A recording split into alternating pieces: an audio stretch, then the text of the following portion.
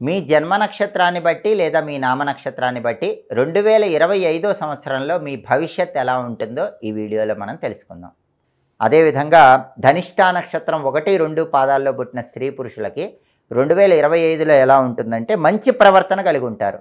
ఇతరులు మిమ్మల్ని ఆదర్శంగా తీసుకుంటారు. అంత అద్భుతంగా ఉంటారు. ప్రతి పనిలో కూడా విజయాన్ని సాధించగలుగుతారు.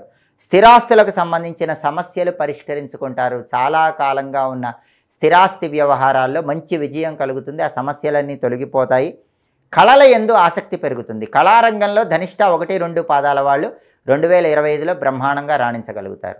అలాగే ధనిష్ఠా నక్షత్రం 3, 4 పాదాల్లో జన్మించిన స్త్రీ పురుషులకి 2025లో ఎలా ఉంటుందంటే అనుకోకుండా కలహాలు ఏర్పడే అవకాశాలు ఉన్నాయి. కాబట్టి ఎదుటి వాళ్ళతో గొడవలు అవ్వకుండా తగినంత జాగ్రత్తగా వ్యవహరించాలి. ఒక్కొక్కసారి అశుభ వార్తలు వినాల్సి వస్తుంది. అలాంటప్పుడు మనస్సును ధైర్యంగా స్థైర్యంగా ఉంచుకునే ప్రయత్నం చేయాలి. అదేవిధంగా ప్రతి విషయంలో కూడా జాగ్రత్త పడటం మంచిది. ధనిష్ఠా 3, 4 పాదాల్లో పుట్టిన స్త్రీ పురుషులకు ముందు జాగ్రత్త అనేది 2025లో ప్రతి విషయంలో ఉండటం చాలా అవసరం.